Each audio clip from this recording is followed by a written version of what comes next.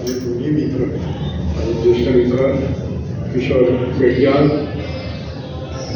आणि जिंकत जिल्हे तिथे अनेक नामवंत सातारमध्ये उपस्थित आहेत. सगळी नावं घेत नाही. विश्वास दांडेकर यांना आत्ताच भेटून आलेला आहे.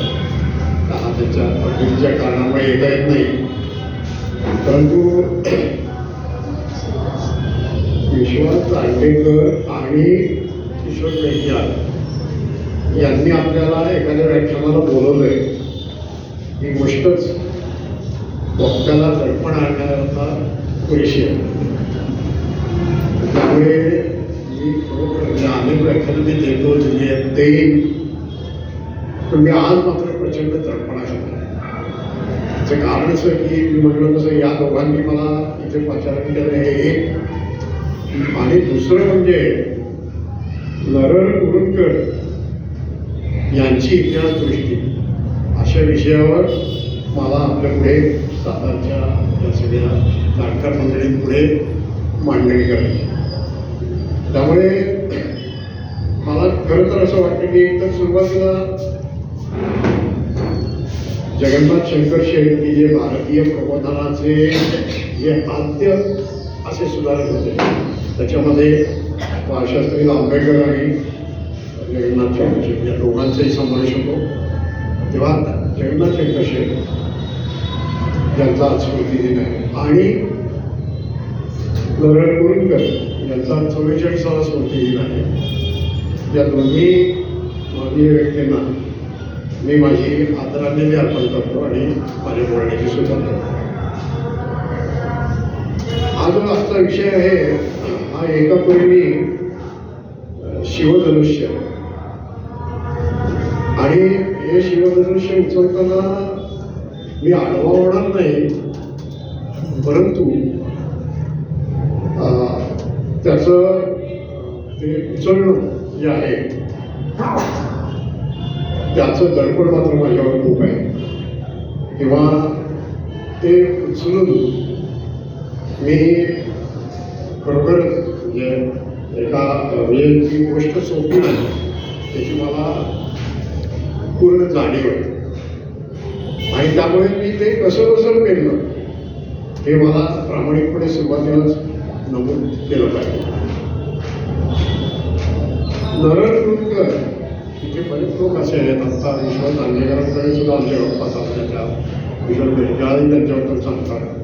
ही सगळी माझ्यापेक्षा मोठी माणसं असल्यामुळे त्यांचे आणि कुरुंदकर यांचे व्यक्तिशः संबंध आलेले आहेत.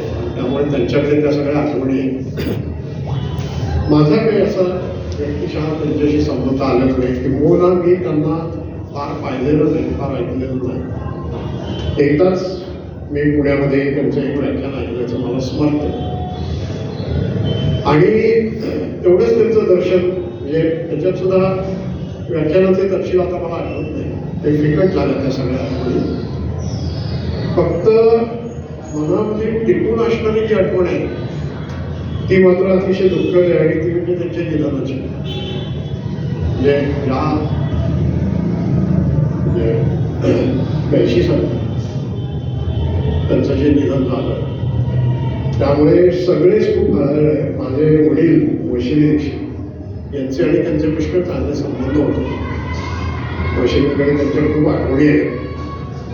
त्यांच्या निमंत्रणावरून ब्रह्मा सरकार त्यांची तिकडे नांदेडला व्याख्यानं होती. त्या व्याख्यानांसाठी माझे वडील ब्रह्मा सरकारांना घेऊन गेलेले. 2 दिवस त्यांचा जो काव्यशास्त्र विनोद झाला त्याच्या आठवणी ते कायम सांगायचे.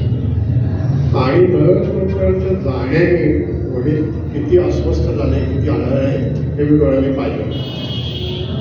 आणि मला असं आठवत आहे की मी त्याच्यानंतर लगेचच अंबाजोगाईला जे साहित्य संमेलन झालं त्या साहित्य संमेलनामध्ये उपस्थित होतो. कवी संमेलनामध्ये मी निमंत्रित होतो आणि त्यावेळेस सुद्धा त्या संमेलनामध्ये कुरुंदकर नाहीत यामुळे सगळे लोक किती हळहळत होते हे मी पाहिलेलं आहे. एका प्रवेशद्वाराला त्यांचं नाव दिलेलं होतं, त्यांचं मोठं तैलचित्र लावलेलं होतं. या सगळ्या आठवणी मनात आज माझ्या उच्च करून आलेल्या आहे.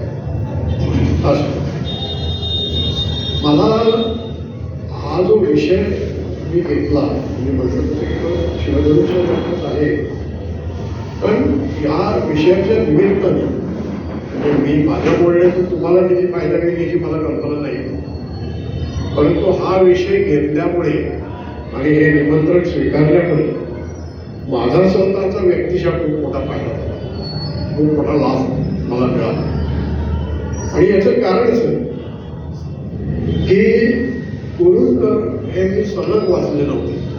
कुरुंदकर हे मी प्रसंगानुसार सुटे सुटे वाचत आलो. बरेच वेळा आपण तसंच वाचन करत असतो. एक लेखक घेऊन तो सलग वाचावा हे कितीही आदर्श असलं तरी प्रत्यक्षात आपल्या एकंदर सगळ्या जीवनाच्या धक्कादेखील ते जमत नाही. आत्ताही माझा असा दावा नाही की संपूर्ण कुरुंदकर शब्द मी वाचलेत असा दावा नाही, परंतु गेले 3 आठवडे निमंत्रण त्यांनी खूप पूर्वी दिलं होतं, पण अशी अनेक निमंत्रणं असतात त्याच्यात शेवटी ती वेळ द्यावी लागते. इतर भाषणांपेक्षा 3 आठवडे म्हणजे मी याला खूप वेळ दिला असा माझा समज होता, पण हा वेळ किती अपुरा आहे हे कुरुंदकरांना एकत्र वाचताना मला प्रकर्षाने जाणवत गेलं. आणि याचं कारणच असं आहे की मी साधारणतः जे तुम्ही म्हटलं तसं सगळे कुरुंदकर मी वाचू शकलो नाही, पण साधारणपणे या 3 आठवड्यामध्ये मी 15 पुस्तकं त्यांची वाचली.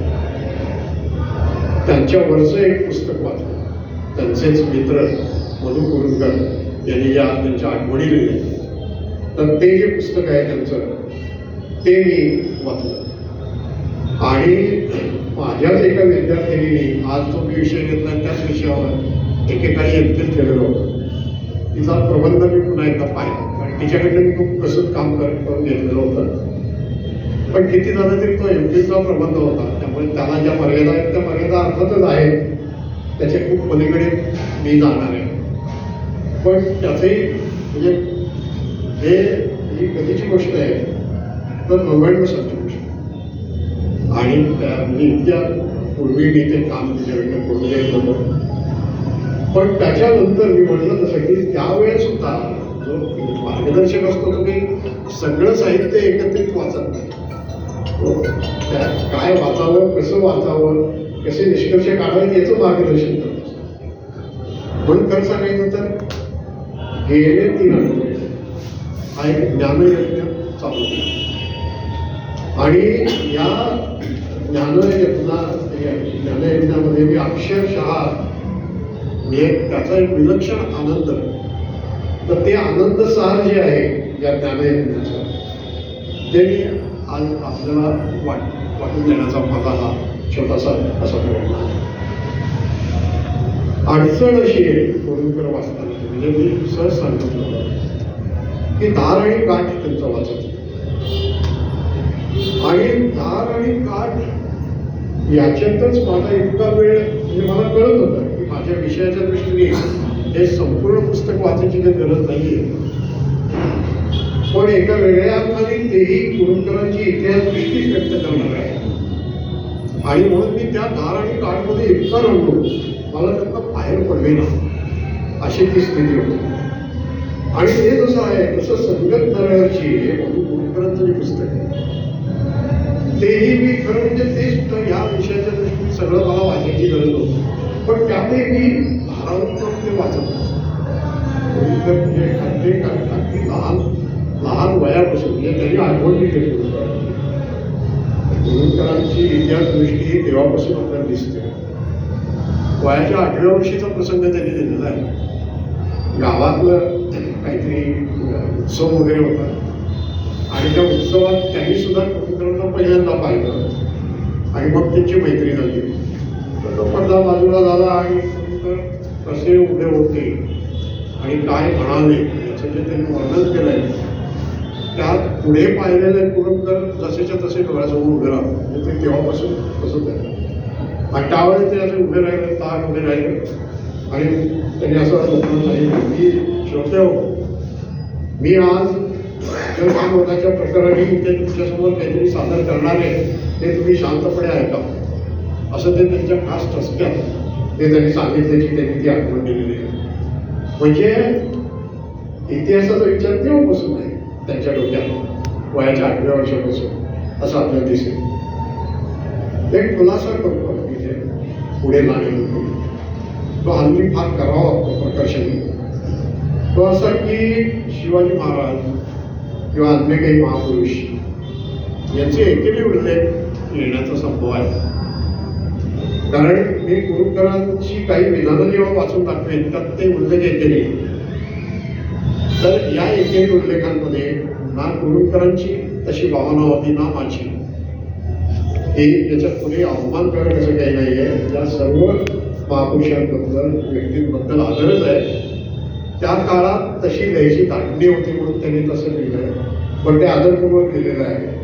आणि त्यांनी लिहिलेलं अभ्यास पद्धतीनुसार वाचताना तसंच वाचावं लागतं म्हणून ते एकेरी उल्लेख येणार आहे. या पलीकडे त्याच्यात कोणाची अवमानाचा हेतू नाही हे मुद्दाम स्पष्ट सुरुवातीला करतो. असं बोलताना मी चरित्रात्मक तपशिलांमध्ये फारसं जायचं नाही असं ठरवलं.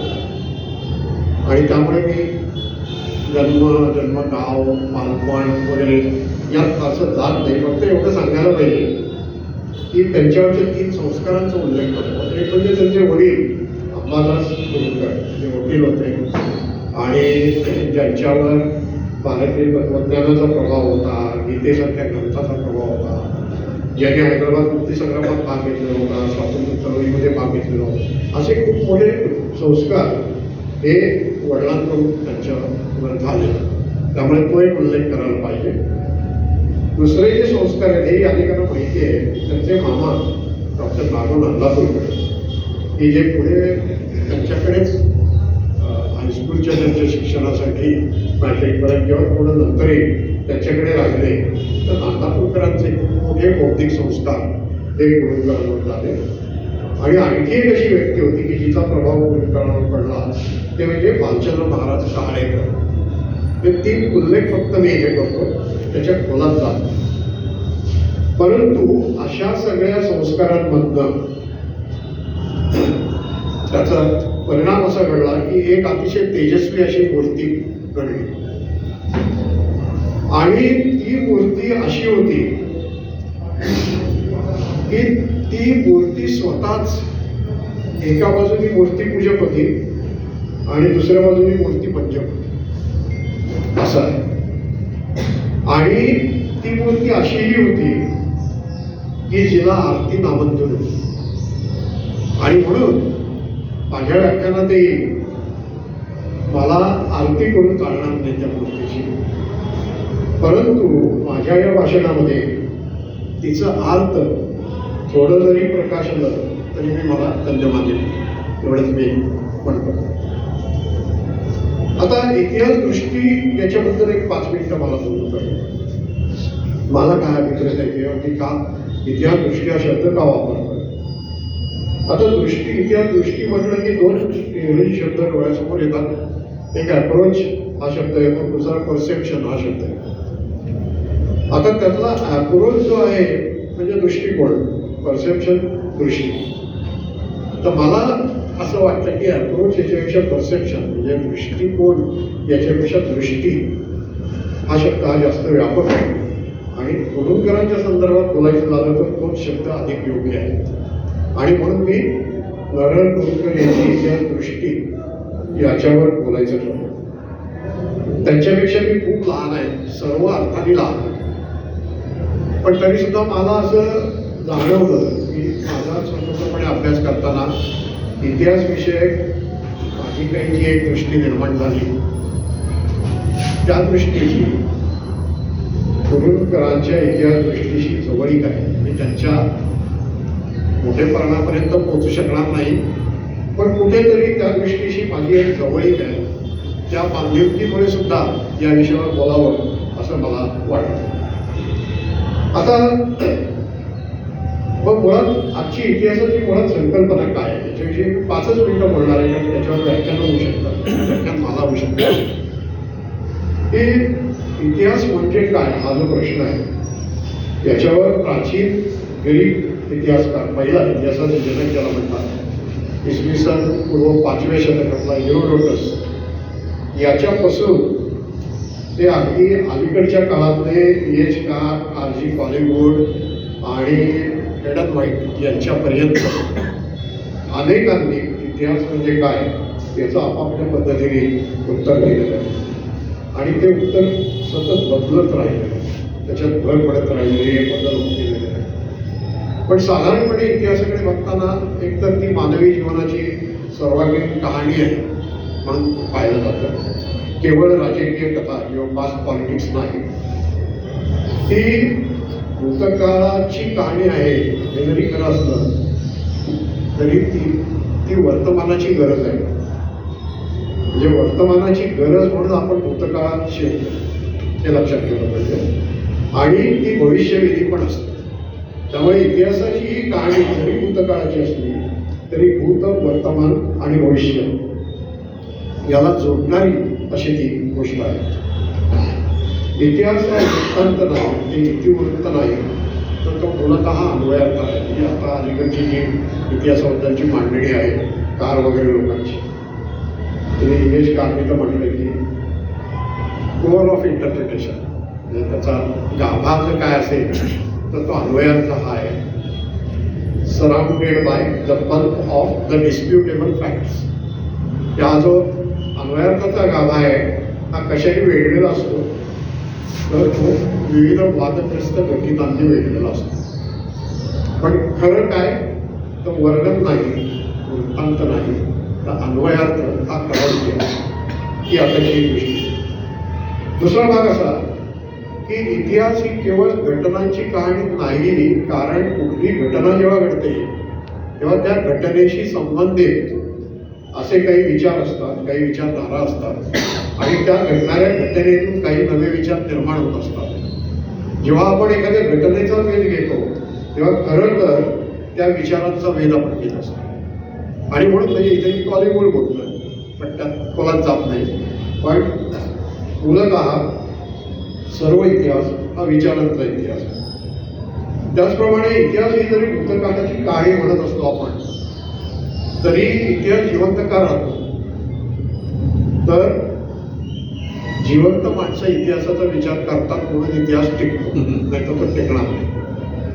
आणि म्हणून क्रोशेने सर्व इतिहास ऑल हिस्ट्री इज कॉन्टेम्पररी असं म्हणतो. सर्व इतिहास हा मूलतः समकालीन आहे असं त्यांनी म्हटलं. वरवर विसंगत वाटेल असं पण अत्यंत तत्वज्ञानात्मक अर्थाने खरं असं हे विधान आहे. दुसरं एक लक्षात ठेवलं पाहिजे की इतिहास हे जरी सामाजिक शास्त्र म्हणून आमच्यासारखे लोक शिकवत आले तरी इतिहास ही तितकीच कला आहे, इतिहास हे तितकंच साहित्य आहे. म्हणजे सामाजिक शास्त्र आणि कला साहित्य याचं ते एक फार सुंदर असं रसायन आहे इतिहास. आणि म्हणून आपल्याला असं दिसेल की इतिहासाची वस्तुनिष्ठता नावाची गोष्ट खरं तर अस्तित्वात नाही. इतिहास वस्तुनिष्ठ असू शकेल. कुठे असतो तो वस्तुनिष्ठ तर फक्त इतिहासाची जी अभ्यास पद्धती आहे की जी साधनं आहे ते साधन असतं आहे की नाही वगैरे, म्हणजे ज्याला आपण मेथोडॉलॉजी म्हणतो अभ्यासाची. इतिहासाच्या अभ्यासाचं जे पद्धतीशास्त्र आहे त्या पद्धतीशास्त्रात ते 100% नाही पण काही प्रमाणात वस्तुनिष्ठतेचा घटक येतो. पण तीच साधनं तीच पद्धती 4 वेगवेगळ्या इतिहासकारांनी वापरली तरी त्यांचा अन्वयार्थ भिन्न असतो, त्यांनी रंगवलेलं चित्र भिन्न असतं आणि म्हणून तिथे व्यक्तिनिष्ठताच येते. त्या दृष्टीने इतिहास हा व्यक्तिनिष्ठ किंवा सब्जेक्टिव्ह असतो हे लक्षात ठेवले. याच्यामुळे लोक अस्वस्थ होतात आमच्या इतिहासात असं बोललं की पण ती वस्तुस्थिती. आणखी संदर्भ या काळाच्या संदर्भात आपण लक्षात ठेवला पाहिजे तो असा की सध्याची सामाजिक शास्त्रांमधली जी एक लाट आहे किंवा जो एक प्रवाह आहे आणि तो खूप बलिष्ठ, बलवान, खूप ताकदवार, खूप प्रभावी असा प्रवाह आहे. तो म्हणजे इमॅन्सिपेटरी सोशल सायन्सेस. की हा जो अभ्यास आहे ते कलेसाठीच कलासारखा आहे का, केवळ अभ्यासासाठी अभ्यास आहे का तर नाही. हा अभ्यास समाज बदलण्यासाठीचा अभ्यास आहे, समाज सुधारण्यासाठीचा अभ्यास आहे. समाजाभिमुख असा अभ्यास आहे. आणि म्हणून मुक्तिदायी सामाजिक शास्त्र ही जी संकल्पना आहे, इमॅन्सिपेटरी सोशल सायन्सेस, इतिहास हे सुद्धा एक मुक्तिदायी सामाजिक शास्त्र आहे. आता हे जे सगळं मी सांगितलं, या सगळ्याचं सार हे कुरुंदकरांच्या इतिहास दृष्टीमध्ये सामावलेलं आहे. त्यांनी यातले येणंवैण वाचला असेल का नाही मला माहिती नाही, कारण तो त्या सुमाराला लिहायला लागला नाही. म्हणजे त्याची पुस्तकं आपल्याला उपलब्ध व्हायला लागले. प्रश्न कुरुंदकरांसारख्या विचारवंतांना अमुक पुस्तक वाचलं म्हणून त्यांचं आकलन सुधारलं असं होतं, ते बाकीच्यांना लाभ असतं. आणि म्हणून हे जे मी आत्ता सांगत होतो, हे जे इतिहास भाग आहे, ही जी इतिहास दृष्टी आहे, ती आपल्याला कुरुंदकरांमध्ये दिसून येते. म्हणून मी हे सगळं इथे सांगतो. मी नेहमी माझ्या विद्यार्थ्यांना असं सांगत होतो, माझंच वाक्य आहे, कुठलं इकडचं तिकडचं नाही. मी असं सांगत आलो की इतिहास हा नुसता घटना सृष्टीत नसतो, तर इतिहासकाराच्या दृष्टीतही असतो. आणि म्हणूनच इतिहास दृष्टी महत्वाची. आणि म्हणूनच तो शब्द मी नारायण कुरुंदकर यांच्या संदर्भात इथे वापरला. आता कुरुंदकरांची इतिहास दृष्टी समजावून घ्यावीशी मला का वाटतं, हेही इथे स्पष्ट केलं. तर काय आहे की एकंदर इतिहासाचं जे संशोधन आहे, इतिहासाचं जे लेखन आहे, त्यात आपल्याला दोन प्रकार दिसते. म्हणजे एक त्यातला भाग म्हणजे इतिहासकारांचे, इतिहास लेखकांचे जर करायला लावलं तर आपल्याला असं दिसेल की काही इतिहासकार हे अकॅडमिक हिस्टोरियन्स असतात. म्हणजे काय तर ते इतिहासाचे लेखक असतात, संशोधक असतात, आणि त्यांच्यावर काही कोणी हे लागलेलं नसतं. त्यांनी ठरवलेलं असतं की मला इतिहासाचं संशोधन करायचं आहे. ते एक पॅशन असतं, ती एक आवड असते, तो एक ध्येय असतं त्यांचं, आणि त्यातनं ते इतिहासाचं अध्ययन करत राहतात. आता तो एक भाग. दुसरा जो भाग आहे तो ज्याला आपण व्यावसायिक इतिहासकार म्हणू, प्रोफेशनल हिस्टोरियन्स, की त्यांच्या उपजीविकेचं साधनच मुळे इतिहास आहे. 7,000 प्राध्यापक पडले. म्हणजे पहिला जो प्रकार आहे त्यात आपल्याला असं दिसेल की ग खरे, वासी बेगरे, सेतुमाधवराव पगडी किंवा अलीकडचे जोखा मेंदळेचे मध्यंतरी वारले मोठे इतिहासकार. तर हे जे आहे हे मगाशी म्हणतो तसे ते अकॅडमिक हिस्टोरियन असं त्यांना आपण संशोधकीय इतिहासकार असं आपण म्हणू शकतो, किंवा इतिहास संशोधक. आणि प्रोफेशनल किंवा व्यावसायिक इतिहासकार जे आहेत त्याच्यामध्ये आपल्याला जे इतिहासाचे शिक्षक, प्राध्यापक, ज्याला आपण अभिलेखागार म्हणतो, की अभिलेखागारातले, वस्तू संग्रहालयातले, इतिहासाशी संबंधित अधिकारी वगैरे, हे सगळे जे आहे की जे साधारणपणे शैक्षणिक क्षेत्रामध्ये इतिहासाच्या संदर्भात अभ्यास करतात, संशोधन करतात, अध्ययन करतात, अध्यापन करतात, तो प्रोफेशनल हिस्टोरियन्सवर आहे. म्हणजे आमचे डॉक्टर लला कुलकर्णी असतील, डॉक्टर जे डी नाईक असतील, महाराष्ट्रातून जर गेलं, आपल्या या भागातले डॉक्टर अरुण भोसले असतील, जयश्रीराव पवार असतील, ते पी एन शिंदेसाहेब असतील, त्यांनी अशा प्रकारचा अभ्यास केलेला आहे. तर हे मी त्यातच. तर आता तुम्हाला असं दिसेल की यातले जे संशोधकीय आणि शैक्षणिक व्यवसाय हे दोन्ही प्रकारचे जे इतिहासकार आहेत, या इतिहासकारांनी फार मोठी कामगिरी महाराष्ट्रामध्ये करून ठेवली, यात मोठी शंका नाही. त्यातल्या काहींची कामगिरी ही अतिशय उत्तम आहे, अतिशय उल्लेखनीय आहे, यात मोठी शंका नाही. पण त्यांच्या एकूण संख्येच्या मानाने जर विचार आपण केला तर त्यांच्या संख्येच्या मानाने त्यांची कामगिरी ही तोकडी आहे, तुटपुंजी आहे, समाधानकारक आहे असं. आणि मग तसं असल्यामुळे या पलीकडचे जे इतिहासाचे अभ्यासक आहेत हे जे आत्ता सांगितलं याच्या पलीकडचे इतिहासाचा अभ्यास आहे, त्यांच्याबद्दल मला जरा विशेष आदर वाटतो. उदाहरणार्थ तेही अकॅडमिशियन असतील, पण ते रूढार्थाने इतिहास रूढार्थ यदी पण ते राज्यशास्त्राचे प्राध्यापक होते. आमचे सदानंद मोरे हे त्यांनी एक एन्शियंट इंडियन हिस्ट्रीचा कोर्स केला होता, तो सोडून द्या तुम्ही, पण ते आपल्या माहिती तत्वज्ञानाचे प्राध्यापक होते.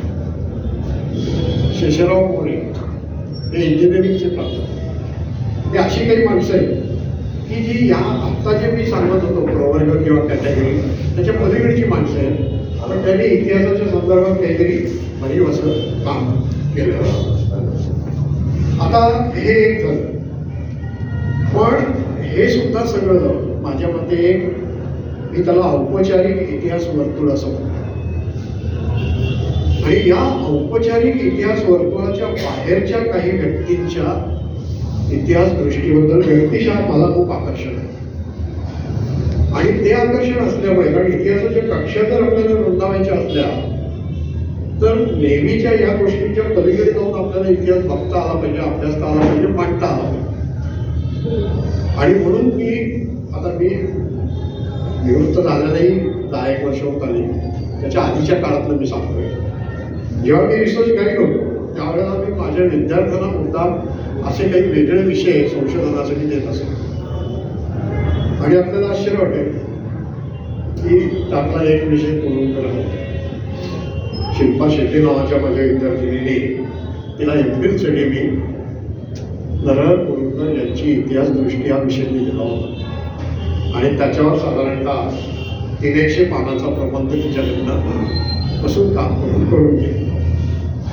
ते आहे एका विद्यार्थ्याकडनं स्वातंत्र्यवीर सावरकर यांची इतिहास दृष्टी असा विषय देऊन त्याच्यावर काम करून घेतलेलं होतं. असं भाग.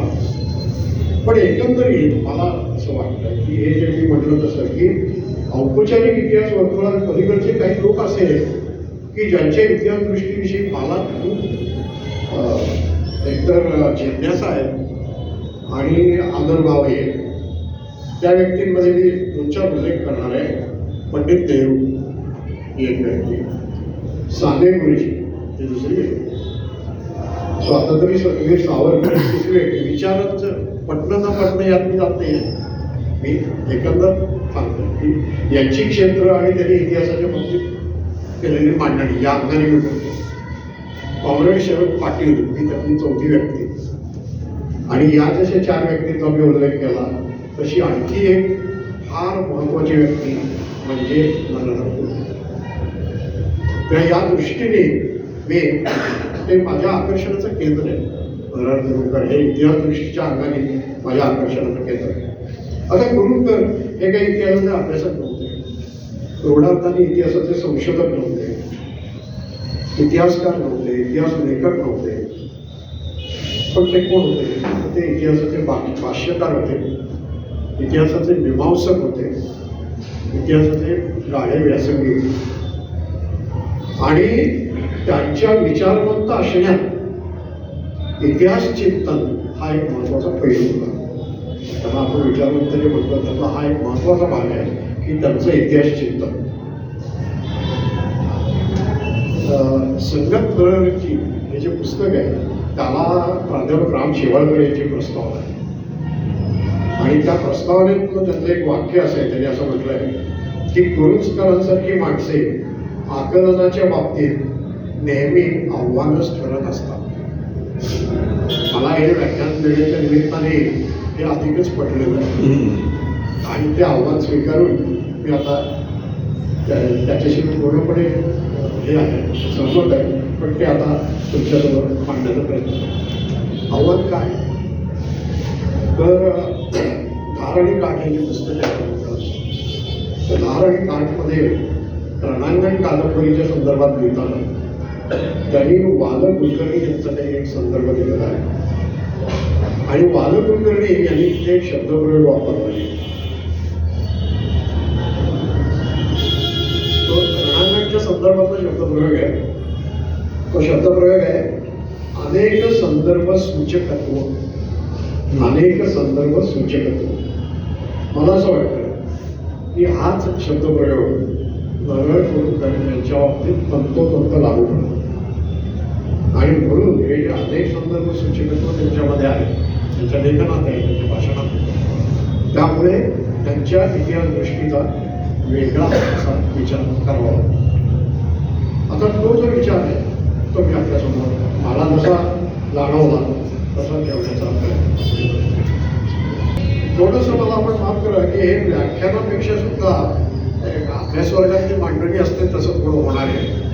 कारण म्हणजे मी व्याख्यानं द्यायला किंवा जोडायला मला खूप आवडतं, पण मी आज तसं करू शकत नाही. आणि म्हणून माझ्याकडे संदर्भाची चळच आहे. आणि त्यांची इतिहास दृष्टी जर सांगायची झाली तर त्यांचे शब्द तुम्हाला सांगावे लागतील, म्हणून इथे काही उद्धृतही मला सादर करावी लागतील त्यांची.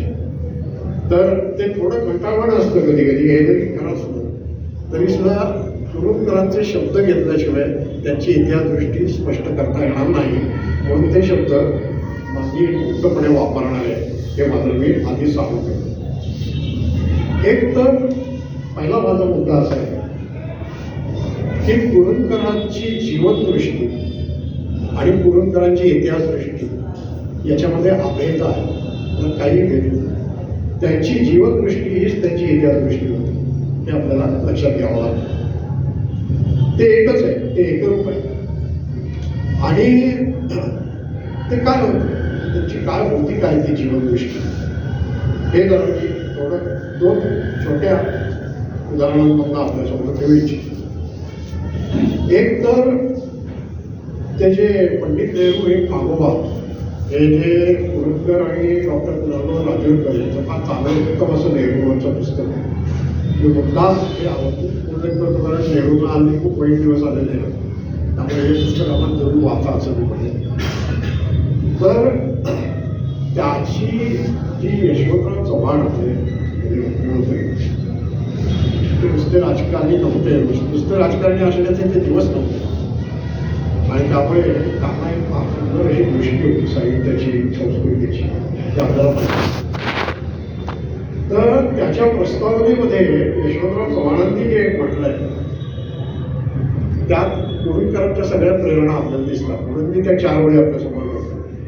त्यांनी असं म्हटलंय या ग्रंथात, या 2 लेखकांबद्दलचे लिखाण कुरुंदकर आणि राजूरकर, या ग्रंथात लेखकांनी पंडित नेहरूंच्या जीवनाच्या प्रेरणांचा मागोवा घेतला आहे आणि स्वातंत्र्य लढ्यात त्यांचा विकास व पोषण कसे झाले याची चर्चा केली आहे. संपूर्ण राष्ट्रीय स्वातंत्र्य, प्रत्येक शब्द यातला महत्वाचा आहे, संपूर्ण राष्ट्रीय स्वातंत्र्य, लोकशाही समाजवाद, निधर्मी राज्यरचनेची निष्ठा, मानवतेची कणव व आंतरराष्ट्रीय शांतता, विज्ञानाच्या सामर्थ्याची जाणीव आणि सामाजिक न्यायावर आधारलेली समानता या पंडितजींच्या जीवनाच्या मूलभूत श्रद्धा निष्ठा होत्या. त्याचे परिपोषण त्यांच्या जीवनात कसे कसे होत गेले याची अत्यंत विचारपूर्वक चर्चा या ग्रंथात केलेली आहे. आता ही जी यादी आहे सगळी नेहरूंच्या संदर्भातली, ती तंतोतंत नारळ कुरुंदकर यांना लागू पडणार आहे. किंबहुना नारळ कुरुंदकर यांची मूल्यव्यवस्था काय होती या प्रश्नाचं जर उत्तर द्यायचं झालं तर मला वाटतं या 4 वेळी जरी समोर ठेवला तरी त्याच्यामध्ये ते येतं.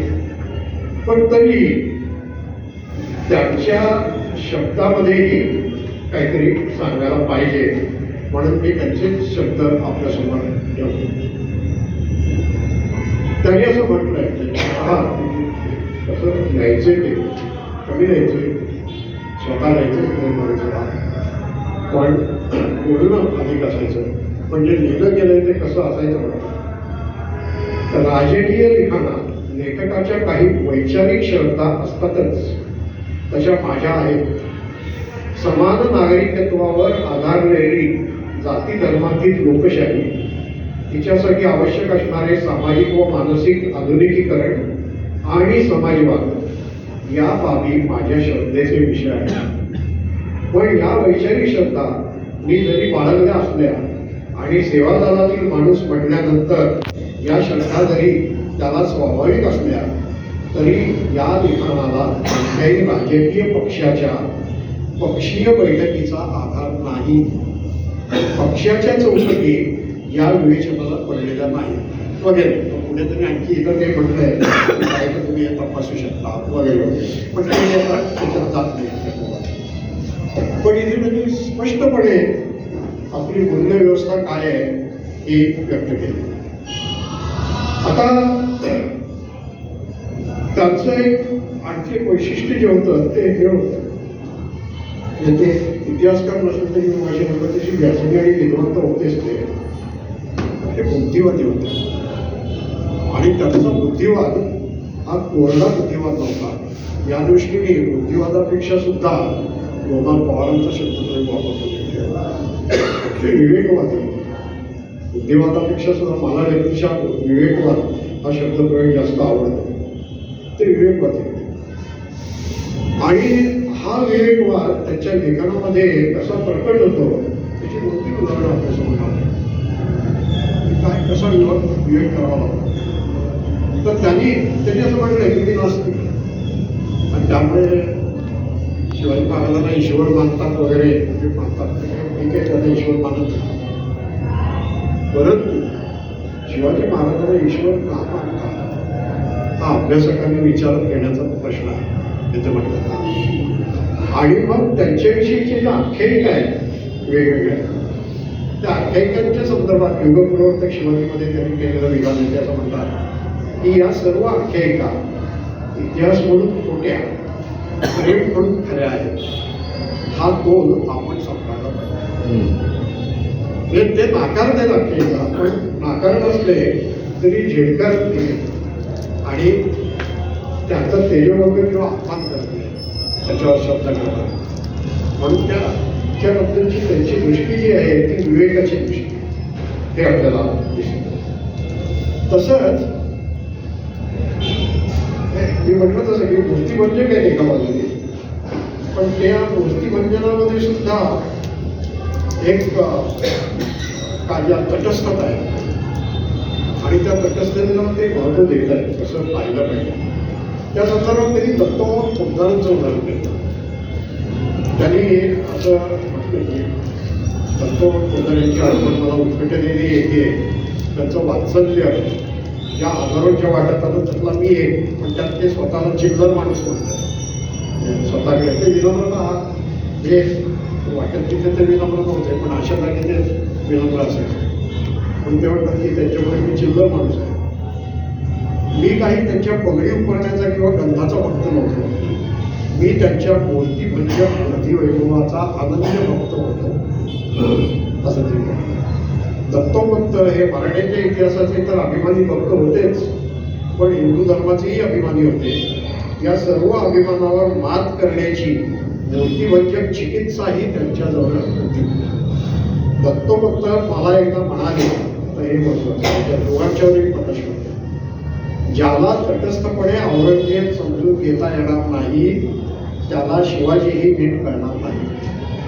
शिवाजी म्हणजे देशाच्या एका कोपऱ्यातील छोटी राजवट नव्हे तर सगळ्या देशातील मोगल व मुस्लिम वर्चस्वाला आव्हान आहे हे औरंगजेबानेच ओळखले.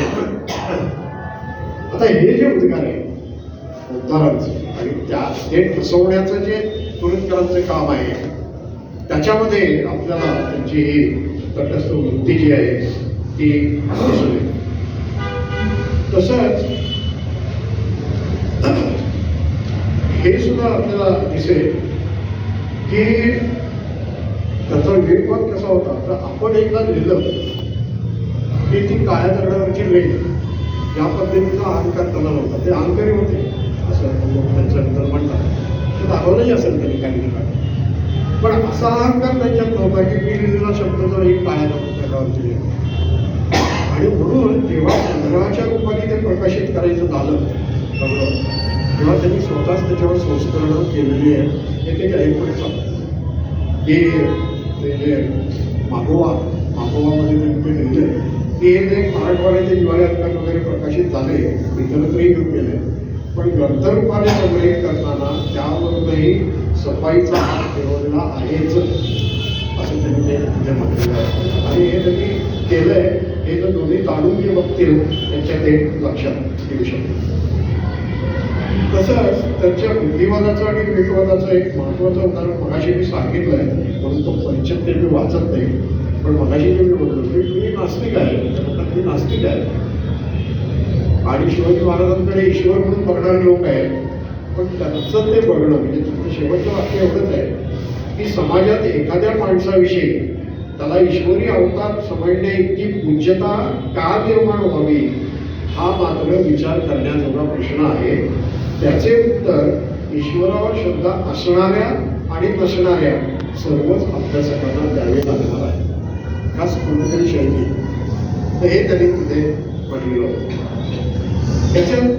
त्याचप्रमाणे हे त्याचं एक बघा तिथे काय म्हणतात की काही वेळा मात्र देव मानण्यात काय भानगडी उपस्थित होतात.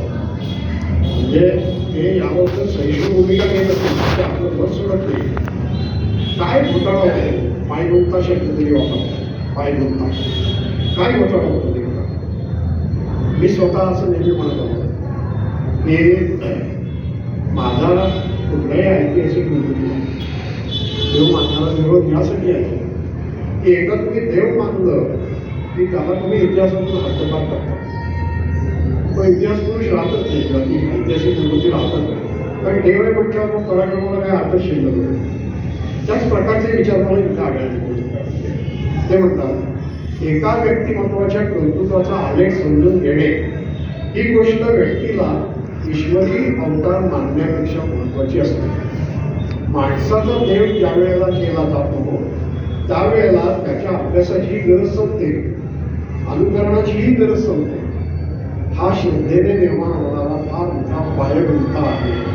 तो टाळण्याचा आपण यथाशक्ती प्रयत्न केला पाहिजे. हे त्यांनी तिथे बजावले आणि हे जसं ते सांगतात तसं ते हेही सांगतात. रोमांचकारी घटना ज्या आहेत ना त्याचं आकर्षण खूप असतं. त्यांनी म्हटलंय की काही वर्षांचा कालखंड आहे याच्यातल्या काय 4-5 रोमांचकारी घटना ज्या घडतात. पण खरे शिवाजी महाराज हे त्याच्या पलीकडच्या समजून घेण्याचे आहे हे ते सांगतात. ते काय म्हणतात बघा. पण अशा नाट्यमय घटना कर्त्या पुरुषाचे कर्तृत्व सांगण्यास भाषा उपयोगी पडत नाहीत. राष्ट्राची उभारणी चिवटपणे सातत्याने दीर्घकाळ सामान्य घटनांच्या मधून होत असते.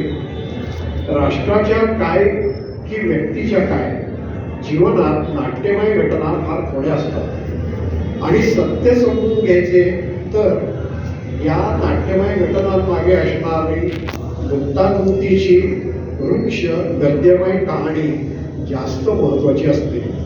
छत्रपतींचे कर्तृत्व समजून घेताना या रोमांचकारी घटनांचा मोह आपण टाळला पाहिजे असं त्यांनी स्पष्टपणे ते बजावलेलं आहे. आता त्यामुळे काय आता बघा की मनुस्मृती सारखे विषय जे आहेत म्हणजे ते परखड होते विषय आणि तिथे परखड भूमिका घ्यायची ते कधीतरी तिथे खरंच खाल्लेली नाही. अभ्यासात किती मत असेल मनुस्मृतीचा त्यांनी अभ्यास केला आणि ते वाचून त्यांनी ठरवलं की मनुस्मृती त्याची आहे. तर ते म्हणताना त्याच्यापुढे प्रश्न काय होता की मनुस्मृतीचं दहन हे योग्य आहे की नाही. या प्रश्नाचा शोध घेताना ते संबंध वाचून काढला आणि मग ते या सगळ्या अभ्यासाअंती आणि विचारांती आपला निष्कर्ष असं सांगता येईल की विषमतेला पूज्य ठरविण्याचा प्रयत्न करणारा ग्रंथ जर समतेच्या पुरस्कर्त्यांनी जाळला तर ते दहन समर्थनीय तर मानणेच भाग आहे, पण अपरिहार्य आवश्यकही मानणे भाग आहे. अशा पद्धतीने त्यांनी मनुस्मृती दहनाचा आपला विचार तिथे. आता हा विषय निघाला मनुस्मृती दहनाचा म्हणून डॉक्टर बाबासाहेब आंबेडकर यांच्या घटनाविषयक कामगिरीकडे सुद्धा ते डोळसपणे कसे बघताय ते सांगायला पाहिजे. काय होतं बरं की डॉक्टर आंबेडकर हे घटनेचे शोध पाहणार ते बरोबरच आहे, त्याला कुठेही चूक नाही आहे, ते अगदी योग्य आहे. पण याचा अर्थ काही वेळाला अपुरा समजून घेतला. चुकीचा नसतो पण अपुरा असतो. या अपुरेपणाची जाणीव करून करत असतो. म्हणून ते काय सांगतात ते तुला ऐतिहासिक दृष्टीकोन तयार होत आहे. त्याची पण एक ऐतिहासिक प्रक्रिया असते आणि ती भारतीय राज्यघटनेला पूर्ण लागू आहे. म्हणून ते काय सांगताय की ते असं म्हणताय डॉक्टर बाबासाहेब आंबेडकरांच्या विषयी माझ्या मनात अत्यंत आदर आहे. त्या ज्ञानशीला मी अस्पृश्य जातीत जन्मलेला महान ब्राह्मणच मानतात. इथे ब्राह्मण शब्द ते एका वेगळ्या अर्थाने वापरतात. पण भारतीय संविधानाशी आंबेडकरांचा संबंध कोणता याचे कधीतरी स्पष्ट उत्तर दिले पाहिजे. भारत संघराज्य असावे, भारतात संसदीय लोकशाही यावी, मतदान प्रौढ सार्वत्रिक असावे इत्यादी भूमिका काँग्रेसच्या इतिहासातून क्रमाने चालत आलेल्या आहेत. उत्क्रांती त्यांच्या डोळ्यासमोर आहे. भारतीय संविधान हा या भूमिकांना मिळता जुळता करून घेतलेला 1935चा कायदा आहे व कायदेशीर भाषेत या संविधानाची रचना करण्यात काही मेनेगर नरसिंहराव यांचा हात सर्वात मोठा आहे. सर्व महत्त्वाचे निर्णय काँग्रेस पक्षाने घेतले आहेत कारण संविधान सभेत याच पक्षाचे बहुमत होते. या सर्व बाबी विचारात घेऊन डॉक्टर आंबेडकरांना भारतीय संविधानाचे शिल्पकार म्हटले पाहिजे. हे शिल्पकार ते म्हणतायत पण या एका उत्क्रांतीतून हे कळलं की उत्क्रांती ते विसरले. ही ऐतिहासिक दृष्टी आणि ती कुरुंकरांमध्ये होती असं आपल्याला दिसून येईल. आता त्यांचा जो परखडपणा आहे त्याच्याविषयी एक दोन गोष्टींचा मला एक उल्लेख करायचा. ते एकदा परखडपणे बोलायचं ठरवलं की ते काय पद्धतीने बोलू शकत असत याची 2 उदाहरणं मला आपल्याला द्यायची. त्यातलं एक इतिहासकार सरदेसाईंविषयी, पुण्या सत्कार सरदेसाईंविषयी ते काय म्हणतात ते वाक्य म्हणजे ऐकल्यावर 5 मिनिटं मी हसत होते. त्याने असं म्हटलं गोस सरदेसाई यांची बौद्धिक पातळी नेहमी हायस्कूल शिक्षकाची राहिली आणि कुरुंकरच बोललं सोपं हे बोललं पण हे त्यांनी स्पष्टपणे नमूद केलं. राजवाड्यांची तुलना वगैरे केली तर हे पटते असं. दुसरं ते स्वतः समजली होती डाव्या विचारांकडे कल पण डॉक्टर पंढरीनाथ रानडे यांच्यासारख्या साम्यवादी विचारवंताला त्यांनी अक्षरशः ठोकून टाकलं. ते कशावरनं तर पंढरीनाथ रानडे म्हणजे मला सुद्धा आजही असं वाटतं त्यावेळी ते रानडेंचं वाचलं नव्हतं पण मला आठवतंय की ज्या वेळेला रानडेंवर नोकरी सोडण्याची वेळ आली त्यांनी त्यांनी विधान केलं तर मला स्वतःला असं वाटलं की हे नाही होतं का. आता तर काय आपल्या समाजाने सर्रास होतं पण हे होता कामा नाही. विचाराचं एवढं स्वातंत्र्य आपल्याला असं पाहिजे की विचार मांडायचे ना तर मांडू त्याचा वैचारिक प्रतिवाद करा. लोकशाहीचा मार्ग हा विचाराचा प्रतिवाद विचाराने करण्याचा असतो तर ते आहे. परंतु तरीसुद्धा तो प्रतिवादच करतायत ते पण तो किती कडकपणे करतायत बघा.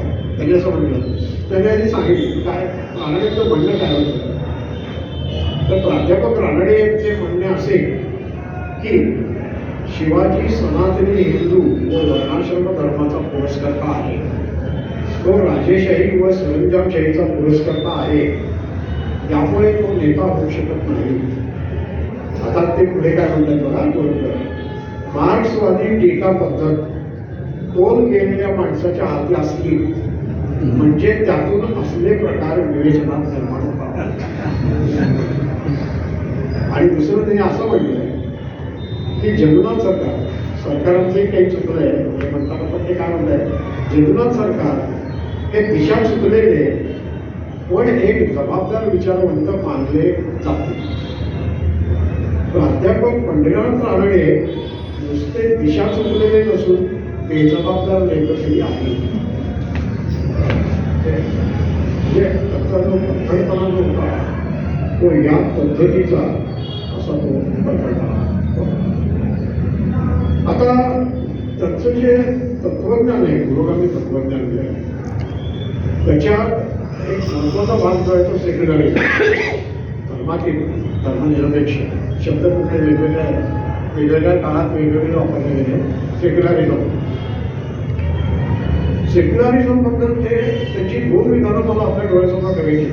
त्यातलं पहिलं विधान जे आहे तर सेक्युलरिझम काय आहे त्याच्याबद्दल आहे, आणि दुसरं सेक्युलरिझमचं एकीकडे नाव घेऊन दुसरीकडे हिंदुत्वाची जी भाषा केली जाते त्या संदर्भात ते सेक्युलरिझमची मांडणी करताना काय म्हणतात ते आहे.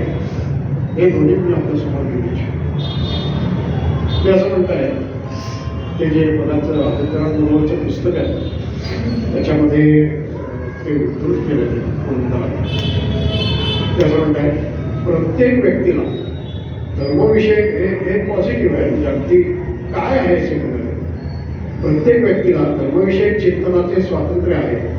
त्यामुळे ज्यांना जडवादी व्हायचे असेल त्यांनी जडवादी होता येईल. ज्यांना एखाद्या धर्मात राहून त्या धर्माच्या काही पद्धती सोडायच्या असतील तर त्या सोडता येतील. ज्यांना धर्माप्रमाणे आचरण करायचे आहे त्यांना तसे करता येईल. धर्मसत्तेला व्यक्तीचे नियंत्रण करता येणार नाही. व्यक्तीला कोणताही धर्म स्वीकारता येईल, धर्मत्याग करता येईल, धर्मातील एखादा भाग सोडून देता येईल. धर्मविषयक बाबतीत प्रत्येक व्यक्तीचे स्वातंत्र्य हा भारतीय सेक्युलरिझमचा एक प्रमुख आधार आहे. सार्वजनिक जीवनाबाबत संसदेचा कायदा सर्वश्रेष्ठ असल्यामुळे या कायद्याच्या विरोधी जाणारा सार्वजनिक जीवनाचा भाग धर्माच्या कक्षेतून रद्द होतो. धर्म ही व्यक्तीची खाजगी बाब आहे. सार्वजनिक व्यवहार राजसत्तेच्या ताब्यात असला पाहिजे आणि खाजगी जीवनातील धर्मस्वातंत्र्य, सामान्य नीतिमत्ता, शिष्टाचार, आरोग्य आणि सामाजिक हित यांच्या विरुद्ध उपयोगात येऊ शकणार नाही. या भूमिकेवर भारतीय संविधानाने स्वीकारलेला सेक्युलरिझम जीवनाचे आधुनिकीकरण, व्यक्ती स्वातंत्र्य आणि लोकशाही यांच्याशी बांधलेला सर्वांना समान हक्क व न्याय देणारा आहे. मला सेक्युलरिझमचं इतकं प्रामाणिक असं वर्णन फार क्वचित आपल्याला वाचायला मिळेल. हे एक. आणि दुसरीकडे ते काय म्हणतात, हिंदू राष्ट्राच्या संदर्भात ते काय म्हणतात, हिंदू राज्य म्हणजे काय हा प्रश्न भारतातील हिंदू तत्ववाद्यांना एकदा विचारला पाहिजे. भारतीय संविधानात स्मृतीच्या कायद्याविरुद्ध कोणताही कायदा भारतात अस्तित्वात असणार नाही. जो कायदा ज्या प्रमाणात स्मृतीविरोधी जाईल तो कायदा त्या प्रमाणात रद्दबातल होईल असे कलम समाविष्ट करण्यास भारतातील हिंदू तत्ववादी तरी तयार आहेत का? धर्मशास्त्राप्रमाणे हिंदू राज्य करायचे तर स्त्रियांचे समानतेचे हक्क रद्द केले पाहिजे. अस्पृश्यांचे सगळेच हक्क रद्द करून त्यांना शिक्षणाची बंदी केली पाहिजे. जातींना आपापसात विवाह करण्यास बंदी केली पाहिजे आणि राजसत्तेने ब्राह्मण अवैध मानला पाहिजे. असल्या प्रकारची हिंदू धर्मशास्त्राला अनुसरणारी राज्यरचना हिंदुत्ववादी बनवणाऱ्यांना तरी मान्य आहे का? असा सरळ रोखठोक असा सवाल हा कुलकर्णी विचारलेला आहे. आता कुलकर्णीची जी इतिहास दृष्टी होती ती मोठ्या प्रमाणात जर मला तिथे जाणवली तर त्यांनी शेजवळगडवर जे लिहिलं मोठा दीर्घ लेख आहे आणि तो जो तुमचा लेख आहे तो मागोवामध्ये आहेच, पण त्याच्या आधी दुसरीकडे मी वाचला होता आणि ते म्हणजे सरोजिनी वैद्य यांनी संपादित केलेलं जे शेजवळकरांचं पुस्तक आहे त्याच्यात तो दीर्घ लेख आहे. कुठेही आपण वाचू शकता, त्याचा नाही प्रश्न. पण शेजवळकरांविषयीची त्यांची मीमांसा ही किती तर्कशुद्ध आहे, किती बुद्धिवादी आहे, किती तर्कड आहे. आणि शेजवळकरांवर म्हणजे त्यांचं मोठेपण सांगता त्यांच्या चुका सांगणं, त्यांच्या मर्यादा दाखवणं, त्यांची वैगुण्य दाखवणं हे सुद्धा ते कसं करताय. पण हे करूनही ते शेजवळकर कोणत्या अर्थाने वंदनीय आहेत हेही कसं नमूद करताय हे बघण्यात होते. आणि म्हणून मी त्यांचे शिरोडकरांविषयीचे 2-3 विचार फक्त आपल्यासमोर करतो. मूळ लेख जरूर वाचा. त्यांनी वाचला नाही त्यांनी तो जरूर वाचण्याचा आहे. ते म्हणताय, वस्तुतः इस्लामशी शेजवलकरांची कट्टर विरोधी भक्ती होती. महानुभाव संप्रदायावर इस्लामचा परिणाम दिसतो असे मत शेजवलकरांनी दिले आहे. महानुभावांचे दैवत कृष्ण, मार्ग भक्तीचा व तत्वज्ञान जैनांचा परिणाम पचवलेले द्वैताचे. महानुभावात इस्लामचा ठसा शेजवलकरांना कुठे दिसला असावा? महानुभावांविषयी विनाकारण गैरसमज हे याचे कारण आहे. खरे म्हणजे रामदासाचे मनाचे श्लोक भुजंगप्रयात वृत्तात रचले. हे वृत्त एकनाथाला ज्ञात होते, कवीश्वर भट्टाला ज्ञात होते, पैगंबराच्या जन्मापूर्वी पिंगलाच्या छंदशास्त्राला ज्ञात होते. या वृत्तातील पहिला श्लोक भासाच्या एका नाटकात आढळतो. पण शेजवलकरांनी मनाच्या श्लोकांवर मुसलमान फकीरांच्या म्हणण्याच्या टाकणीचा व वृत्तीचा परिणाम निश्चलपणे मान्य केला आहे. प्रथम राजवाड्यांनी हा तर्क चालविला, नंतर विनोबांनी हिंदू मुस्लिम ऐक्याचे प्रेम घेऊन या तर्काला पाठिंबा दिला व शेवटी इस्लामचे सर्व चांगले गुण रामदासाने पचवले होते हे सांगताना शेजवलकरांनी त्याच्यावर शिक्कामोर्तब केले. छंदरचना सुद्धा शेजवलकरांनी उघडून पाहू नये हे आश्चर्य नव्हे का? आता इथे तुम्ही बघा, ते शेजवलकरांवर टीका करताय आणि ती टीका करता करता बाकीच्यालाही त्यांनी त्याच्यात सोडलेलं नाही. राजवाडे असो, विनोबा असो, या सगळ्यांवर ते टीकेचा होते. आणि आता दुसरीकडे पद्धतीशास्त्राची चर्चा करताना त्याने असं म्हटलं, त्यांच्या लेखनात टीका आढळणार नाही, संदर्भ आढळणार नाही. त्यांना आहेत ते अभ्यास त्यांनी केलेला आहे, पण त्या पद्धतीचं लेखन ते करत नसत. त्या अर्थाने संशोधकीय लेखन त्यांनी केलेलं नाही. त्यामुळे ते म्हणतात की इथे सुद्धा तळटीपा द्यायच्या झाल्या असतात तर केवढं द्यायला या प्रत्येकाला तळटीप आहे, ते काय मी करत नसत. पण मांडलं आहे ते किती महत्वाचं. तळटीपा इतरांनी शोधावे असं आहे. तर म्हणून ते एक त्यांचं. मग आता ते पुढे काय म्हणतात, फार महत्वाचं वाक्य त्यांचं इंटरेस्टिंग आहे. आमचे विचारवंत एकतर शिवाजीला हिंदू महासभेचा सभासद करून प्रत्येक मुसलमानाचा द्वेष करायला लावतात किंवा त्याच्या माथ्यावर आधुनिक सेक्युलरिझम लावतात. हे शिवाजीच्या बाबतीत. छत्रपतींच्या चोरवीला 17व्या शतकातील हिंदू मनाची मर्यादा होती हे शेजवलकर कधी विसरले नाही. हा त्यांचा इतिहासाशी असलेला प्रामाणिकपणा मला स्तुत्य वाटतो. त्यात शेजवलकरांचा एक होतं. आणि पुढे ते एके ठिकाणी असं म्हणतात की शेजवलकर द्रष्टे इतिहासकार होते. युगात्म्याचे दर्शन त्यांना कधी कधी लिलया पडत असे. मराठ्यांनी योगा हे फार महत्वाचं आहे. शेजवलकर वाचताना मला असं माझ्या त्या मी संपादित केलेल्या पुस्तकातही ते नमूद आहे. मराठ्यांनी जेवढा प्रदेश फौजांच्या टापाखाली तोडवला आटकेपार, तेवढाच आज भारत म्हणून शिल्लक आहे हे कळण्याइतपत शेजवलकरांची पुढची तल्लक होती.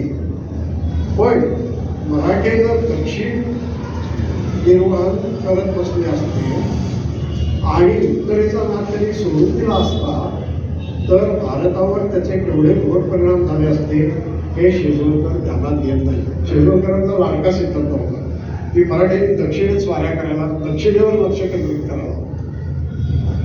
तर म्हणतात की ते केलं असतं तर याचं काय झालं असतं. आजचा भारत जो आहे तो जिथपर्यंत आहे याला कारण मराठी आहे. मराठी जिथपर्यंत गेले तिथपर्यंत आहे. हे फार त्याच्या शेजवलकरांची दृष्टी आहे, पण दुसऱ्या बाजूला त्यांची मर्यादा. म्हणजे एकाच वाक्यात एकाच चित्रतात ते शेजवलकरांचं सामर्थ्यही नमूद करतायत आणि शेजवलकरांची मर्यादा पण मागतात. हे वैशिष्ट्य आपल्याला टोळकरांचं दिसून येतं. आता दुसरं की त्याची जी इतिहास दृष्टी आहे ती केवळ इतिहास इतिहासावर लिहितानाच दिसते का तसं धार आणि काठ यासारखं समीक्षात्मक पुस्तक जे आहे त्यात त्यांची गावातली पूर्ण मराठी पण मी त्या इतका प्रेमात बोललो होतो की तुम्ही मला सोडले नव्हते ते 450 पर्यंत पुस्तक आहे शेवटी मला ते फोटोकडे बाजूला ठेवावं पण धार आणि काठ म्हणजे काय करतात तर समजले एका अर्थाने मराठी वाङ्मयाच्या इतिहासाचा आढावा आहे असं ऐतिहासिक समीक्षा आहे पण ऐतिहासिक समीक्षा आणि त्याच्यामध्ये वाङ्मय इतिहासाची समग्र गोष्टी दिसते काय करतो ते असं सांगतायत का की हा काय सुरुवात कुठे झाली तर अमुक 1871 साली भूषणगड आले सुरुवात झाली कोण आलं हरिभाऊ आपल्या त्यांनी काय केलं या कारण असं ते करतात ते त्याचा परामर्श त्याच्यात ते गट म्हणजे त्यांनी गटवारी केलेली आहे टप्पे सांगितलेले आहे उत्तरातली उलगडून टाकलेली आहे ही सगळी ऐतिहासिक दृष्टी आहे आणि मग त्यांनी हे सगळं मांडलं आहे त्याच्यात ते बघा तुम्ही की ते कशाचा उल्लेख करतात हे सगळं उलगडून दाखवतात ते रंजनवादाचा उल्लेख रंजनवाद बोधवाद वास्तववाद कलावाद जीवनवाद उदारमतवाद ही जी एक व्यापक दृष्टी आहे हे सगळे वाद सगळे वैचारिक प्रवाह हे त्या मराठी वाङ्मयाचा इतिहास उलगडून सांगताना नुसत्या घटनेच्या अंदाजी न जाता ही तत्वज्ञानात्मक पार्श्वभूमी सहजगत्या त्यांच्या लेखनात ही ऐतिहासिक त्यांची ऐतिहासिक दृष्टी हे एक आणि दुसरं काय की मराठी ऐतिहासिक कादंबरीबद्दल त्यांची अपेक्षा काय आहे तर त्या अशा म्हणजे त्यांच्या दृष्टीने त्या गोष्टी चिंतनच आहे तसं मला वाटतं किंवा काही ऐतिहासिक घटना घेतली आणि त्याच्यावरती चुका झाल्या तर तिकडे काही फार त्यांना ते फार गंभीर चूक ती वाटत नाही त्याला गंभीर चूक काय वाटते तर ते असं म्हणतात की ऐतिहासिक घटना हा ऐतिहासिक कादंबरीचा गाभास नाही घटनांचे निमित्त करून व्यक्तीच्या व्यक्तिमत्वाचे वा एका समाज जीवनातील अंतःप्रवाहांचे आकलन हा तो गाभा आहे ऐतिहासिक कादंबरीविषयी इतकं सुरेख भाष्य फार क्वचित तुम्हाला मराठीत आढळतं याचा गाभा काय तर तो हा आहे की व्यक्तिमत्व समजून घेणं आणि समाजाचं अंतःसत्व समजून घेणं हे जे आहे आणि त्याचं प्रतिबिंब किती उमटलं ते आणि दुसरं म्हणजे हे व्यक्तिमत्व नुसतं ऐतिहासिक नाही तर एका पातळीवर ते सार्वकालिक आहे हे ते सांगतात म्हणजे ही संपूर्ण दृष्टी ही समीक्षेतली वाङ्मयीन समीक्षेतली ऐतिहासिक दृष्टी म्हणून मी जे म्हणालो की अशी ऐतिहासिक दृष्टी ही नुसती इतिहासावरच्या लेखनातून समजत नाही ती त्यांच्या इतर लेखनातून वाङ्मयीन लेखनातून सुद्धा समजते असं आपल्याला दिसते दुसरा एक महत्त्वाचा मुद्दा मला वाटतो की ते धर्मनिरपेक्ष सेक्युलर हे सांगून झालं पाहिजे तसं ते जातविरोधी पण आहे आणि तो मगाशी निसर्गला होता म्हणून मी फक्त एकच उल्लेख करतो की पुन्हा ते ऐतिहासिक संशोधनात काय याचा परिणाम होत आहे याच्यावर ते बोलत होतं आणि निमित्त जे आहे ते रामदासांविषयीची चर्चेचं निमित्त आहे आणि ते जे युवक शिवाजी महाराज या पुस्तकात ते आलेलं आहे तर ते एकच वाक्य समोर ठेवतं की त्यांनी असं म्हटलं आहे की छुपा जातीयवाद संपूर्ण इतिहास संशोधनाला झाकून बसला तुम्ही निवडून पाहिलं तर तुमच्या लक्षात येईल की हे हा जातीयवाद हा मराठी इतिहास लेखन परंपरेचं एक महत्त्वाचं वैशिष्ट्य नवे वैगुण्य आहे आणि त्याची खरोखर जाणीव हे तुरुंकरांनी आपल्या लेखनातून व्यक्त केली आज ते एक झालं त्याच्यानंतर ते तर्कशुद्ध मांडणी जी आहे ती शेजवळकरांच्या याच्यात घेऊन गेली आहे जात नाही परंतु एक मला नेहमी असं वाटतं की एक इंटरडिसिप्लिनरी अप्रोच ज्याला म्हणतो तर विद्याशाखीय दृष्टी तर कुरुकरांच्या सर्वच लेखनात आणि कुरुकरांच्या इतिहास दृष्टीत ही कालावधी त्रयोदशीच्या दिवशी ही आपला स्वातंत्र्य लागू. म्हणजे बघा तुम्ही हे मगाशी धार्मिकांचं दिलंच आहे, ते तर आहे. तत्वज्ञान आहे, साहित्य आहे, समाजशास्त्र आहे, सगळं आहे. त्यात ते अभयारण्य हे जे तुमचं पुस्तक आहे त्यातलं उदाहरण फक्त घेतो मी, कारण एक आपण मुळात नंतर वाचा. पण स्वातंत्र्य हे संस्कृतीने निर्माण केलेलं मूल्य आहे असं त्याचं नाही. बघा तुम्ही स्वातंत्र्याचा विचार करताना ते समजतं इतिहासात जातं. स्वातंत्र्य हे मूल्य विकसित कसं होत गेलं, आणि स्वातंत्र्य हे मूल्याचा विकास ही संस्कृतीची निर्मिती आहे हे ते म्हणतात. आणि हे म्हणताना ते म्हणतात की स्वातंत्र्य ही नैसर्गिक कल्पना नसून ती सांस्कृतिक कल्पना आहे. हे सांगताना ते पुढे असं सांगतात की स्वातंत्र्याचे जे थोर उपासक आहेत तर त्यांनी सगळे गेले नावं दिले, महात्मा फुले असतील, डॉक्टर आंबेडकर असतील, अगदी फार स्वतंत्र लोकांपासून असतील, ही उदाहरणं ते घेतात. ते काय सांगतात की स्वातंत्र्याचे हे सर्व उपासक व्यक्तीला समाजनिरपेक्ष स्वातंत्र्य मागणारे नाही. हे स्वातंत्र्य हे मूल्य सामाजिक संदर्भात महत्वाचं आहे याची जाण ठेवून, आणि हे संस्कृतीने निर्माण केलेलं मूल्य आहे, त्याचा एक विकास आहे, त्याची एक उत्क्रांती आहे, हे लक्षात घेऊन स्वातंत्र्य या मूल्याचा विचार केला पाहिजे अशी त्यांची ती सगळी मांडणी आपल्याला दिसते. आणि हे जसं एका बाजूने आहे तसं दुसऱ्या बाजूने ते लेखकांना सुद्धा, कारण आणीबाणीच्या वेळेचा प्रश्न आला होता, त्यांनी स्वातंत्र्याच्या बाबतीत काय केलं, आणीबाणीत मी काय केलं हे सगळं ते सांगतायत. आणि लेखकांबद्दल ते असं म्हणतायत की फार स्वातंत्र्याच्या फार केलं हे ठीक आहे, पण लक्षात हे ठेवायला पाहिजे की लेखकांना सामाजिक दायित्व मान्य करूनच स्वातंत्र्याचा आग्रह करतात. पण होतं काय की काही वेळा चुकीच्या पद्धतीने आमचं हे स्वातंत्र्य आहे कसंही लिहू, काहीही लिहू, याच्याबद्दल कोणी पुढं काढता कामा नये. ही स्वातंत्र्याची घोषणा असते, पण मग सामाजिक बांधिलकी नसते, सामाजिक जबाबदारी नसते. आपण समाजाचे घटक आहोत हे पूर्णपणे विसरलेले असतात. तर या प्रवृत्तीवर त्यांचा हल्ला आहे, आणि म्हणून त्या दोन्हीची ते सांगड करण्याचा प्रयत्न करताना आपल्याला तिथे दिसतात. ते स्वतः प्रकट होतेच, पण नरक वाटत यांनी जी निर्भय चिकित्सा केलेली होती आणि त्याच्यावरनं त्यांची जी अवहेलना झालेली होती त्याचा त्यांना फार दुःख आहे. आणि म्हणून नरक वाटत यांचं नेमकं काय महत्त्व आहे हे या स्वातंत्र्याच्या अंगाने निषेध करता करता ते नरक वाटकांचं ते महत्त्व सगळं सांगतं.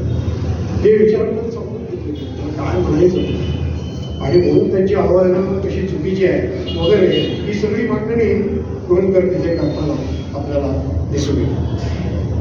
दुसरं समाजवाद, ते समाजवादी होते, पण समाजवादाचं हे त्या संदर्भात एक महत्त्वाचं आहे की समाजवादाचा विचार करताना सुद्धा ते काय सांगतात, कारण बऱ्याच जणांची एक ढोबळ कल्पना समाजवादाबद्दल आहे. म्हणून ते सांगतायत की समाजवाद ही कल्पना आर्थिक नसून नैतिक आहे हे आपणास मान्य हे अशी मांडणी समाजवादाची फार पुढे करताना आपल्याला. तर हे कुरुंदकरांनी केलं. आता हे करणारे जे कुरुंदकर आहेत त्यांना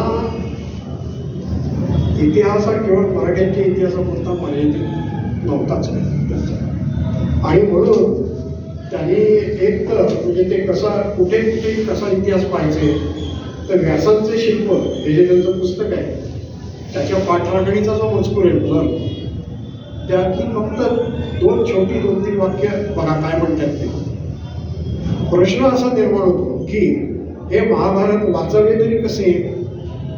मी ते इतिहास शोधण्यासाठी वाचतो, संस्कृतीची रूपे व विविधता शोधण्यासाठी वाचतो, संस्कृतीची परिवर्तने शोधण्यासाठी वाचतो.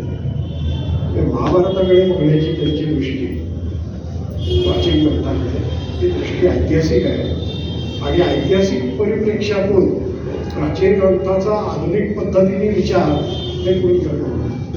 हे त्याच्यातले ऐतिहासिक दृष्टीने चांगले. दुसरं असं की कोसांबी म्हणजे नुसते मराठ्यातले बातमी राजवाडे शेजवळकर संदेश घरपाटक यांचा विचार तरी केलाच आहे. पण कोसांबींसारखा इतिहास, कारण आपल्या महाराष्ट्राचा आंतरराष्ट्रीय पातळीवर पोहोचलेला इतिहास तरी मराठीत फारसा दिलं नसेल, पण आंतरराष्ट्रीय पातळीपर्यंत पोहोचलेला इतिहासकार म्हणजे डी कोसांबी, दामोदर धर्मानंद कोसांबी. ते दोघंही पितापुत्र मोठे होते. डी कोसांबीचं तर विलक्षण आधार आहे आणि म्हणून ते त्यांच्यावर लिहितात. आणि ते लिहिताना ते असं म्हणतायत की दामोदर कोसांबी यांचा कृतज्ञतापूर्वक मी उल्लेख करू इच्छितो. भारतीय इतिहासाच्या अभ्यासाविषयी जी दिशा दाखवलेली आहे, यांच्या विशेष करून प्राचीन भारतीय जीवनाचा अभ्यास गण व मातृसत्ता संदर्भात करण्याचे महत्त्व जे त्यांनी दाखविलेले आहे, त्याचा माझ्या विचारांवर व विचार करण्याच्या दिशेवर फार मोठा परिणाम मान्य केला पाहिजे वगैरे. काही कोशांबींनी जसा व जितका मार्क्सवादाचा आग्रह धरला होता तसा तो मला मान्य नाही, म्हणजे मतभेदही ते व्यक्त करतात. पण कोशांबींचं खरं महत्त्व जाणणारे हाताच्या पोटावर पडले इतके जे महाराष्ट्रातले विचारवंत होऊन गेले, त्याच्यामध्ये नारायण बोरकर यांचा समावेश होतो असं आपल्याला अगदी म्हणता येईल. आता मी माझ्या अगदी शेवटच्या टप्प्यात येतो आहे. 15 मिनिटं असायला 15 मिनिटं. एक म्हणजे ते मी आता शिवाजी महाराजांच्या संदर्भात ते काय म्हणतात, मांडणी करतात, तर ती मांडणी करण्यापूर्वी इतिहासकाराचा रोल नेमका काय असतो, इतिहासकाराचं महत्त्व काय असतं, हे एके ठिकाणी ते अशा पद्धतीने सांगतात की मार्ग कोणताही असो, विजय हा गुण व पराजय हा दोष, या कसोटीवर इतिहासाचे विवेचन करणे धोक्याचे होते.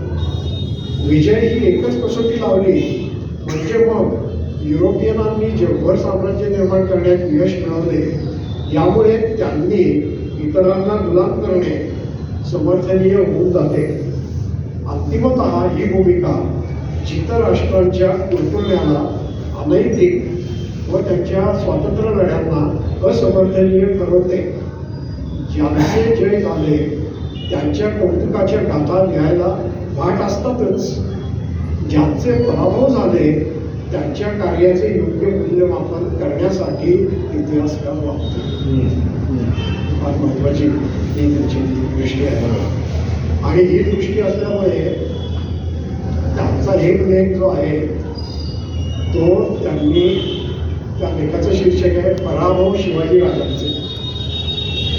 शिवाजी महाराजांचे पराभव काय झाले, कोणते झाले, कसे झाले, त्यांना तरी पुढे कसं ते उदाहरण हे म्हणतात, पण त्यांचे पराभव झाले याची एक मांडणी स्वतंत्र लेखामध्ये ते करतात. आणि त्यात ते असं म्हणतायत की हा लेख मी जाणीवपूर्वक लिहिलेला आहे.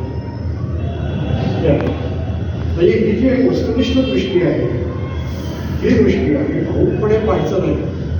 त्यांचं गुणगान त्यांनी केलं नाही, शिवाजी महाराजांचं प्रचंड केलं, पण भाऊकपणे ते पाहत नाही. हे मला हा महत्त्वाचं इथे वाटतं. आता दुसरा एक भाग जो आहे इतिहासाच्या संदर्भात नेहमी चर्चेला जाणार, माझ्या परिचयात त्यांनी सांगितलं, माझी 25-30 वर्ष मी शालेय शिक्षणासाठी दिली इतिहासाच्या. माझी ट्रिगर केली विद्यापीठातल्या मित्रांनी की आता अरे तिसरीचं पुस्तक काय लिहितो, प्राथमिक शिक्षणासाठी काय काम करतो. मी त्यांना एकच उत्तर द्यायचो की मी शैक्षणिक चक्रवर्ती मानत नाही, म्हणून मी हे काम करतो. तर मी स्वतः या अनुभव की इतिहासाचा अभ्यासक्रम तयार करणं आणि तो अगदी तळाच्या पातळीपासून, लहान बालवर्गापासून तो पुढे समजा शालेय इतिहासाचे शालेय अभ्यासक्रम तयार करणं ही हा केवळ शैक्षणिक उपक्रम नाही, माझ्या मते तो राष्ट्रीय आणि सामाजिक उपक्रम आणि याचा भान असलेले विचारवंत करून घ्या. आणि म्हणून मी फक्त 2-3 वाक्य मी दाद दिली म्हणून ती वाक्य अगदी छोटी छोटी एक वाक्याची आहेत ती सांगतो. मी त्याच्यावर संबंध विवेचन करणे आपण बोलले ते म्हणतात क्रमिक इतिहास आणि संपूर्ण इतिहास यात फरक असतोच. प्रश्न फक्त आहे तो निवड कशी करायची ह्या बाबतीचा.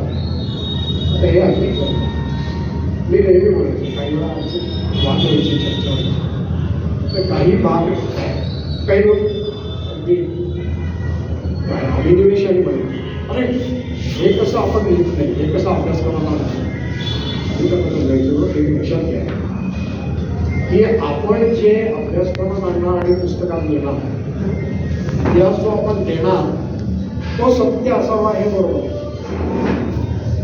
पण सर्व सत्य इतिहास दिलाच पाहिजे हे चुक आहे. आणि याचं कारण काय, तर जो शिकणारा विद्यार्थी आहे त्याची बौद्धिक पातळी, त्याच्यासाठी वापरण्याची काठिण्य पातळी, त्यासाठीची शैक्षणिक दृष्टी ही लक्षात घेऊनच. नाही तर काय हो, स्वातंत्र्य लढ्याचा इतिहास हा 4थीलाही असतो, तो 5वीलाही असतो, तो 9वीलाही असतो, 11वीलाही असतो, कॉलेजमध्येही असतो. या प्रत्येक पातळीवर तो इतिहास शिकवण्याची पद्धत बदलते, त्याचा कंटेंट किंवा त्याचा आशय बदलतो आणि त्याच्या पाठीमागची मूल्य जी आहेत त्याचं स्वरूप बदलतं.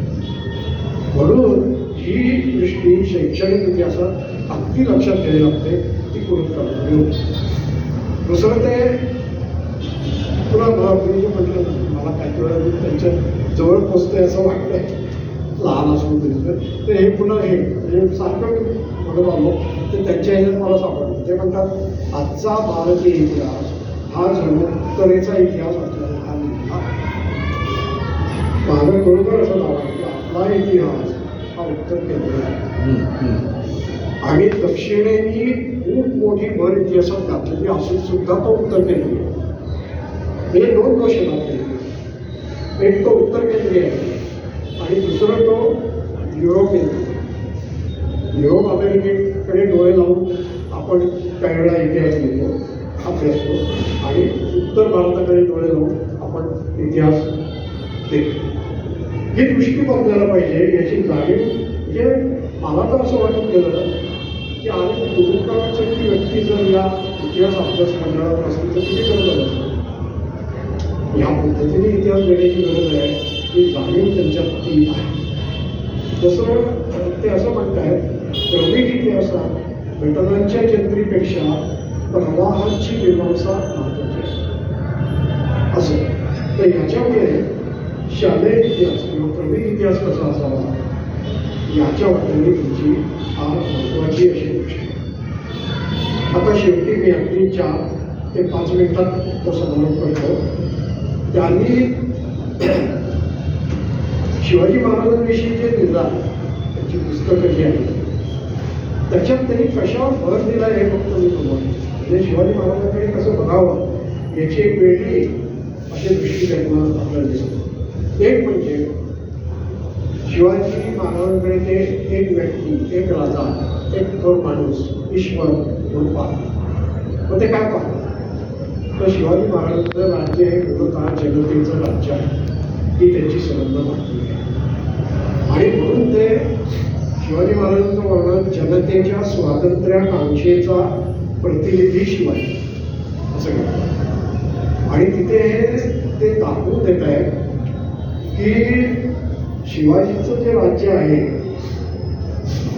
तर ज्या वेळेला महाराज आग्र्याला गेले, त्या आग्र्यामध्ये मोठमोठी संकट आली, तर तुम्हाला असं दिसेल की जेव्हा त्या आग्र्याला ते सुटून परत येईपर्यंत त्यांच्या काही सरदारांनी त्यांच्या विरुद्ध म्हणलं की ते जसं त्यांची राज्य व्यवस्था जशीच्या तशी आहे, त्यांचे सरदार हे जसेच्या तसे प्रामाणिकपणे त्यांना म्हणजे त्यांच्याशी एकनिष्ठ आहे.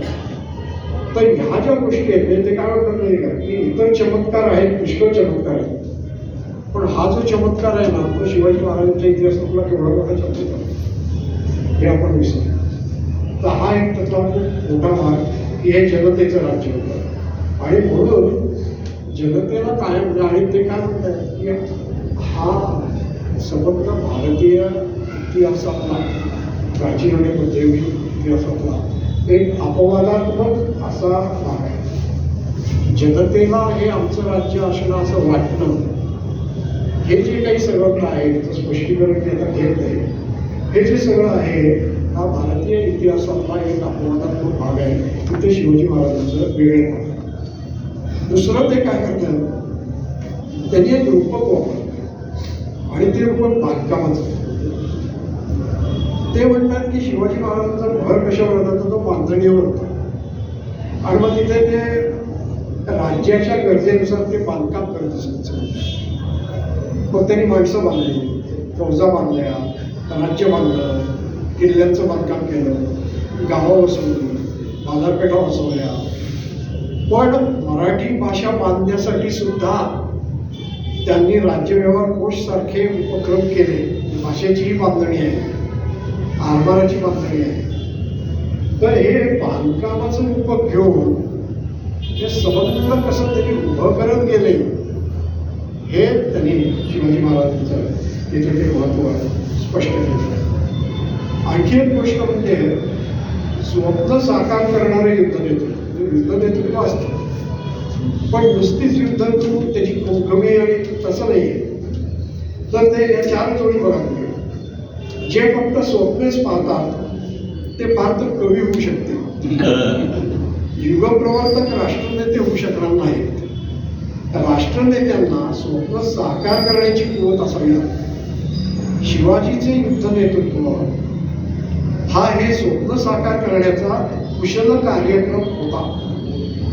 ती केवळ रणनीतीची हौस नव्हती. या संदर्भात या युद्धाकडे पाहिले पाहिजे.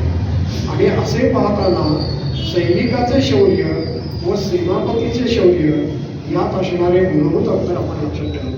म्हणजे हे म्हणताना ते काय करतात की काहींनी हौतात्म्य पत्करलं, बाजी प्रभू असेल, शिवाजी महाराज त्या फंदात पडलेले नाही. त्याचं कारण हे आहे की त्यांना ही पुढची बांधणी करायची होती. ज्यांनी हौतात्म्य पत्करलं अशी माणसं त्यांनी निर्माण केली, पण ते आमदार हौतात्म्य पत्करलं नाही केली. कारण ही पुढची सगळी बांधणी जी आहे ती त्यांनी, हा त्यातला भाग आहे. आणि शेवटाकडे त्यांनी त्या याच्यात शिवाजी महाराज छत्रपती शिवराज याच्या समारोपात छोटं जे पुस्तक आहे ते पुढे अनुभवामध्ये घेतलं. त्याच्यात 2 गोष्टींवर भर दिला. एक म्हणजे निर्दोष नैतिक बैठक. राज्यकर्ता कोणी असो, कुठल्याही काळातला असो, कुठल्याही शाहीतला असो, त्याच्याकडे नैतिक बैठक आहे की नाही हे जी गांधीजींकडे होती, पण आपण त्यांना नाकारतो. तर तसं शिवाजी महाराजांकडे नैतिक बैठक होती त्याच्यावर त्यांचा आणि ती कशी होती हे ते सगळं त्यांनी स्पष्ट केलेलं आहे. त्याच्या खोलात मी जात नाही, पण नैतिक बैठक याच्यावर. आणि दुसरं त्यांनी म्हटलं आहे की आदर्श राज्य साधना, ते शब्द काय वापरतात बघा, आदर्श राज्य साधना असा शब्द प्रयोग करतात. आणि म्हणून मग त्यामध्ये काय म्हणतात की स्वतः अगर इतरांना आपल्या सैन्याकडून स्त्रियांची विटंबना होऊ दिली नाही, विरोधकांच्या धर्मग्रंथाचा आणि पूजास्थानांचा अवमान केला नाही, हे सगळं ते उदाहरण ते घेत आहे. आणि पुढे काय म्हणत आहे, एखादी आध्यात्मिक धर्मसाधना चालावी तशी त्यांची राज्य साधना चालू होती. तो जनतेच्या स्वातंत्र्याचा नेता होता, निर्दोष व सुखी कारभाराचा सावध प्रणेता होता. तसा तो या राज्याचा उपभोग शून्य स्वामी होता. म्हणून रामदास त्याला श्रीमंत योगी म्हणतात. आणि शेवटी ते म्हणतात की जनता ज्याला ईश्वरी अवतार मानित असली तर ही श्रद्धाळू मनाने आपल्या चारित्र्यवान स्वातंत्र्य योद्ध्याला दिलेली स्वाभाविक मानवंदना असते. तिची चिकित्सा खरोखरच देव आहे काय या शुष्क पातळीवर करणे म्हणजे आपल्या आत्मनाचे प्रदर्शन करणे होय.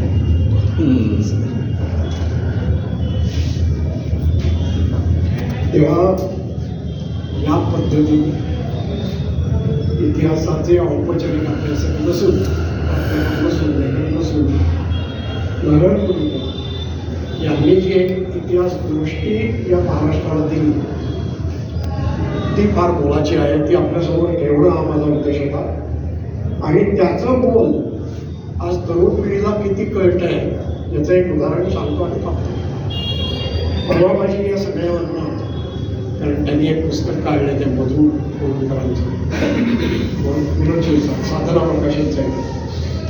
तर विनोद शिरसाट मला सांगत होते की सर, मी म्हणजे साधनाचे जे माझे वाचक आहेत त्याच्यात अनेक लोक आहेत, साधनाच्या प्रकाशनांमध्येही अनेक लोक आहेत, त्यांचा जो प्रचंड प्रतिसाद अनेक गोष्टींना आहे त्याच्यात आधारे मी तुम्हाला हे सांगतो आणि मुळातच सांगतो की आजच्या असंख्य तरुणांना नरहर कुरुंदकर यांचं आणि त्यांच्या लेखनाचं प्रचंड आकर्षण आहे. मला वाटतं याच्यासारखं त्यांच्या पूर्वीचं दुसरं गमक असू शकत नाही.